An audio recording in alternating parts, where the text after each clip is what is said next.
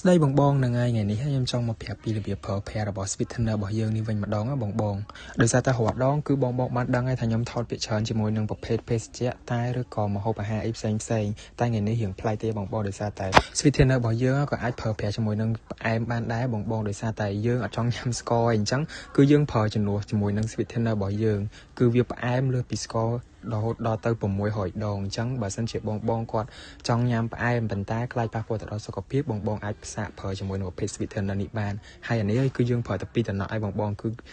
ដាក់ទៅគឺមានអារម្មណ៍ថាផ្អែមហើយឆ្ងាញ់បែបធម្មជាតិហ្មងបងអញ្ចឹងបងប្អូនយើងត្រូវតែគិតគូរពីសុខភាពរបស់យើងដែរអញ្ចឹងបើសិនជាពុកម៉ែបងប្អូនចង់បានសុខភាពល្អកុំភ្លេចប្រើប្រាស់ជាមួយនឹងប្រភេទ sweetener នេះបានអញ្ចឹងបើសិនជាពុកម៉ែបងប្អូនចង់បានអាចតាក់ទងមកកាន់ page UNT របស់យើងបានអរគុណ